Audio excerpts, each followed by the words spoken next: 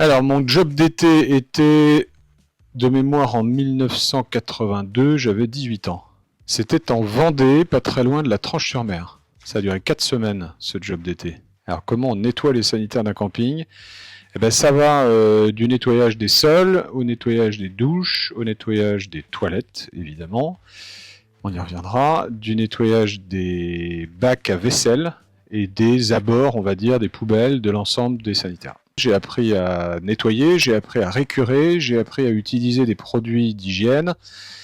Puis j'ai appris aussi à être en relation avec un employeur qui n'était pas quelqu'un de ma famille, qui était quand même quelque chose de nouveau pour moi. J'avais une employeur d'ailleurs, parce que c'était la propriétaire qui était très dure en termes de management, donc elle était très exigeante sur le niveau de propreté. Cette patronne était très dure, elle me mettait beaucoup de pression, et un jour, une caravane est arrivée dans le camping, c'était proche de la plage, et donc il y avait beaucoup de sable, et la caravane était enlisée.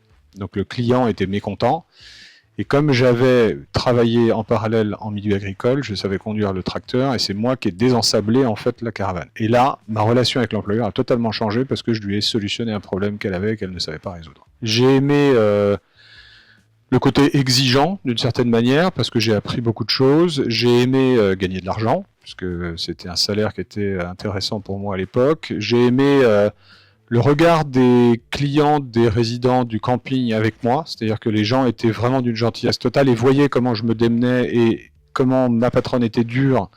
Et donc, ils étaient vraiment hyper gentils avec moi. Et ça, j'ai beaucoup aimé cette relation construite avec eux pendant les 4 semaines où j'y étais. J'ai moins aimé l'attitude de mon employeur et de ma patronne à l'époque, qui était vraiment pas agréable du tout. Et voilà, et c'est à peu près la seule chose que j'ai pas aimé.